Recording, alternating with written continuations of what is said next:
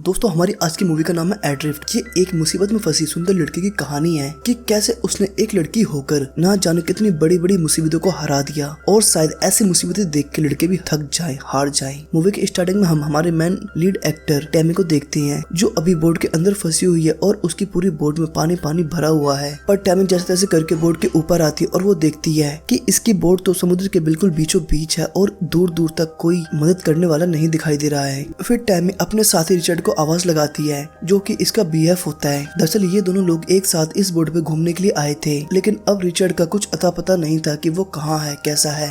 अब रिचर्ड के नाम मिलने पर टैमी जोर जोर से रोने लगती है और अब टैमी यहाँ कैसे फंसी और उसका ये हाल कैसे हुआ ये जानने के लिए हमें मूवी स्टोरी 5 महीने पहले की दिखाई जाती है। और यहाँ हमें पता चलता है कि टैमी एक टूरिस्ट ब्लॉगर है जिसे नई नई जगह एक्सप्लोर करना काफी अच्छा लगता है और टैमी कैलिफोर्निया में रहती है। पर इस वक्त ये एक आहिती नाम के आइलैंड पे है जहाँ इसे बोट रिपेयर करने की एक जॉब मिल जाती है जिससे ये यहाँ सर्वाइव करने लायक पैसे जोड़ लेती है और बाकी तो ये ब्लॉगिंग से कमा लेती है। और यही इसकी मुलाकात रिचर्ड से होती है और रिचर्ड भी टैमी की तरह घूमने फिरने का काफी शौकीन होता है और उसका भी यूट्यूब पे एक ब्लॉगिंग चैनल होता है और रिचर्ड भी टैमी के साथ यही काम करता है और इसी तरह दोनों लोग एक साथ काम करते करते कई दिनों तक बातचीत करते हैं और धीरे धीरे इन दोनों में प्यार हो जाता है। फिर एक रात ये दोनों लोग रिचर्ड की बोट में बैठ के डिनर करते हैं और इसी डिनर के दौरान टैमी रिचर्ड से बोलती है कि क्यों ना ब्लॉगर हम दोनों लोग समुद्र में घूमने के लिए चलें। तो रिचर्ड टैमी को मना करते हुए बोलता है नहीं, समुद्र एक बहुत बड़ी चीज है, यहाँ हम शायद फंस भी सकते हैं, हमें कई दिनों तक भूखा भी रहना पड़ सकता है और क्या गारंटी है कि अगर हमारी बोट खराब हो गई तो हम वापस आ सकते हैं। फिर अगले दिन इन दोनों की मुलाकात एक बूढ़े कपल से होती है जो इनके आइलैंड पे कैलिफोर्निया से एक बोट के थ्रू आए थे। पर किसी कारण इस बूढ़े कपल को कैलिफोर्निया वापस जाना था, इसलिए ये रिचर्ड को बोलता है कि जो इन्हें बोलता है हमारा एक यार्ड है जिसे तुम लोगों को अपनी बोट के थ्रू कैलिफोर्निया पहुंचाना होगा। तो रिचर्ड इस कपल का ये प्रपोजल एक्सेप्ट कर लेता है और उनसे बदले में कैलिफोर्निया से वापस आने की 2 प्लेन की टिकट मांगता है। मतलब रिचर्ड के साथ उसकी गर्लफ्रेंड टैमी भी जाएगी और ये दोनों लोग वहाँ से प्लेन के थ्रू वापस आएंगे। अब ये बूढ़े कपल्स रिचर्ड की ये शर्त मान लेते हैं, इसलिए रिचर्ड और टैमी कैलिफोर्निया जाने के लिए अपना सारा सामान और बहुत सारा खाना पैक करते हैं क्योंकि यहाँ से कैलिफोर्निया पूरी 4000 माइल्स की दूरी पे होता है क्योंकि इनको ये रास्ता समुद्र थ्रू पार करना था। इसके बाद ये लोग अपने सफर के लिए यहाँ से निकल पड़ते हैं और इन लोगों को पता नहीं था कि ये लोग रास्ते में कितनी बड़ी मुसीबत में फंसने वाले हैं। और सफर पे जाते समय एक रात ये दोनों लोग बोट के नीचे वाले फ्लोर पे बातें कर रहे होते हैं जहाँ रिचर्ड टैमी को रिंग पहना के शादी के लिए प्रपोज करता है। अब टैमी को भी रिचर्ड से प्यार हो चुका था इसलिए वो रिचर्ड को शादी के लिए हाँ बोल देती है। और नेक्स्ट डे रिचर्ड देखता है कि समुद्र का मौसम ठीक नहीं है और समुद्र में बहुत बड़ी बड़ी लहरें उठ रही हैं कि तभी एक पक्षी ना जाने कहां से रिचर्ड की बोट पे आके गिरता है जिसे देख के रिचर्ड काफी हैरान होता है क्योंकि इस वक्त ये लोग किनारे से बहुत ज्यादा दूर होते हैं और इसलिए रिचर्ड ये दिमाग लगा रहा होता है कि ये पक्षी उड़कर इतनी दूर कैसे आया होगा। पर फिर सोचता है कि शायद तेज हवाओं की वजह से यहाँ तक आ गया हो। इसके बाद इन लोगों को रेडियो के थ्रू एक मैसेज मिलता है कि इनकी तरफ बहुत बड़ा तूफान आने वाला है और इसलिए रिचर्ड प्लान बनाता है कि जिस तरफ से तूफान आ रहा है हम लोग उस तरफ नहीं जाएंगे बल्कि उसकी अपोजिट साइड जाएंगे। पर टैमी रिचर्ड की बात नहीं मानती क्योंकि उसको लगता है कि ये तूफान कोई मामूली तूफान है, इसलिए टैमी रिचर्ड को अपनी डायरेक्शन चेंज करने के लिए मना कर देती है। अब रिचर्ड टैमी की बात मानना तो नहीं चाहता था लेकिन वो उससे प्यार करता था इसलिए उसकी बात मान लेता है। और अब शाम को देखते ही देखते तूफान और बढ़ जाता है और लहरें और बड़ी बनने लगती हैं और ये दोनों लोग मिलकर बोट को कंट्रोल करने की बहुत कोशिश करती हैं। लेकिन समुद्र का तूफान इतना बड़ा होता है कि ये लोग अपनी बोट कंट्रोल नहीं कर पाते और समुद्र की बड़ी बड़ी लहरें इनकी बोट के ऊपर आ जाती हैं। अब इतना भयंकर तूफान देख रिचर्ड समझ जाता है कि हमारा बचना मुश्किल है, इसलिए वो टैमी को बोट के नीचे जाने को बोलता है और अगले ही पल बहुत बड़ी लहर इनके बोट से आ टकराती है और इनकी बोट पलट जाती है जिस वजह से रिचर्ड पानी में गिर जाता है और एमी बोट के नीचे वाले हिस्से में बेहोश हो जाती है। और ये टैमी का वही सीन था जिसे हमने मूवी की स्टार्टिंग में देखा था और अब मूवी प्रेजेंट में आती है। और जैसे ही टैमी को होश आता है वो बोट के ऊपर आके रिचर्ड को आवाज लगाना शुरू कर देती है, लेकिन रिचर्ड का कुछ भी पता न चलने के कारण वो फूट फूट के रोने लगती है क्योंकि उसे लगता है कि वो समुद्र में कहीं डूब के मर चुका है।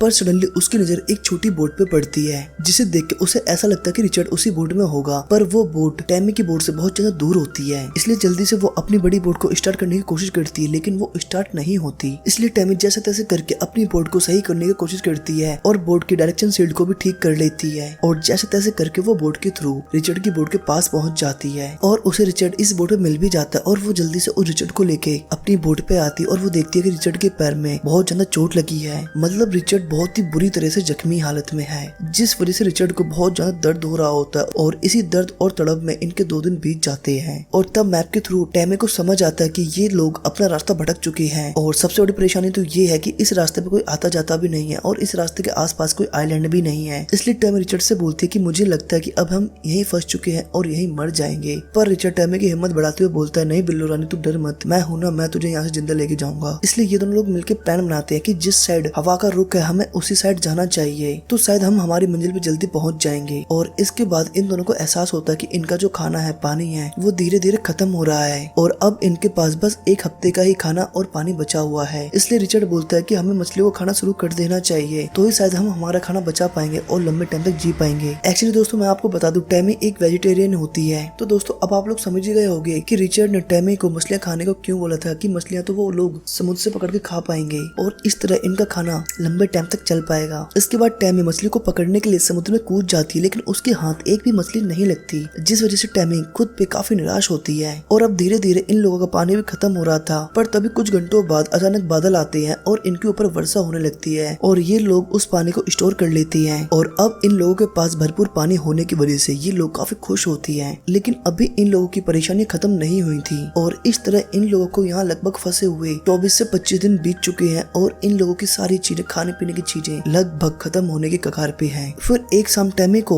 एक बहुत बड़ा कार्गो शिप दिखाई देता है, जिसे देख के ये जोर जोर से चिल्लाती है, यहाँ तक कि ये फ्लेयर गन भी चलाती है। पर इस बोट में बैठे हुए लोग इन लोगों को नहीं देख पाते और इनके पास से निकल जाते हैं, जिस वजह से ये लोग बहुत ज्यादा परेशान होते हैं और सोचते हैं कि अब हमें बचाने वाला कोई नहीं है और हमारा मरना अनिश्चित है। और इधर टैमी रिचर्ड के घाव देखती है, वो देखती है कि रिचर्ड के घाव और ज्यादा बढ़ते जा रहे हैं और उसे बहुत तेज बुखार भी होता है। लेकिन टैमी बेचारी क्या करती, और तभी इन्हें पता चलता है कि एक और तूफान इनकी बोट की तरफ आने वाला है। तो टैमी समझ जाती है कि अगर ये तूफान आया तो इस बार हमारा बचना नामुमकिन है। पर इस बार ऊपर वाला इनके साथ होता है। तूफान की वजह बस हल्की हवाएं चलती हैं, जिससे मौसम थोड़ा सुहाना हो जाता है। तो टैमी रिचर्ड के साथ ही सो जाती है और उसे अपने बचपन की कहानी बताने लगती है। फिर अगली सुबह जब टैमी सो रही होती है तो रिचर्ड उसे उठाता है। तो टैमी बोलती है, इस बार तुम्हें कहीं जाना है तो तुम जा सकते हो, मैं तुम्हें नहीं रोकूंगी। पर जब वो पीछे मुड़ के देखती है तो वहाँ रिचर्ड नहीं होता। जी हाँ दोस्तों, एक्चुअल में ये सब कुछ टैमी का एक इल्यूजन था। मतलब रिचर्ड उस तूफान के बाद से टैमी के साथ तो कभी था ही नहीं। ये सब कुछ उसका एक वहम था, उसका दिमागी पुलाव था और इस ख्याली दुनिया में वो रिचर्ड को अपने साथ इमेजिन कर रही थी।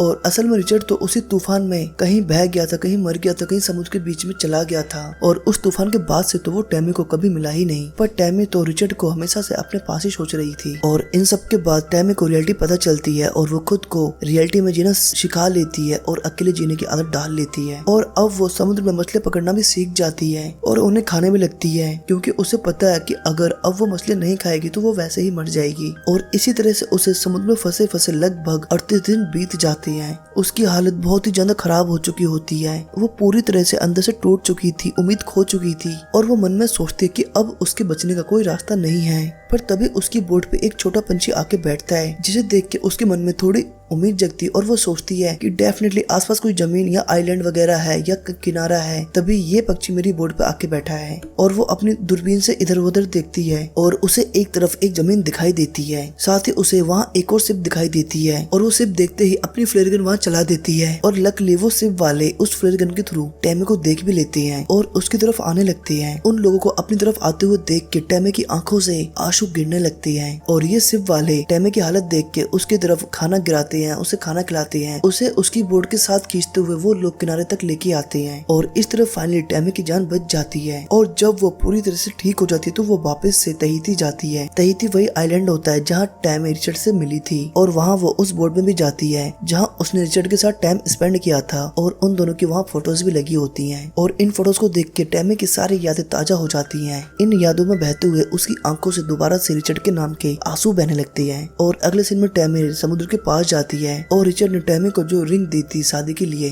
वो उसे रिचर्ड की याद में समुद्र में बहा देती है। और इस तरह इस मूवी का एंड यही होता है। दोस्तों मैं आपको बता दूं, ये एक सच्ची कहानी है और इस लड़की की उम्र बस 24 साल की होती है जब वो समुद्र में फंस गई थी और करीबन 38 से 40 दिनों तक फंसे रहने के बाद वो जिंदा बच पाई थी। सो दोस्तों, आपको स्टोरी कैसी लगी और आपको हमारा एक्सप्लेनेशन कैसा लगा फटाफट से कमेंट करके बताओ। And thanks for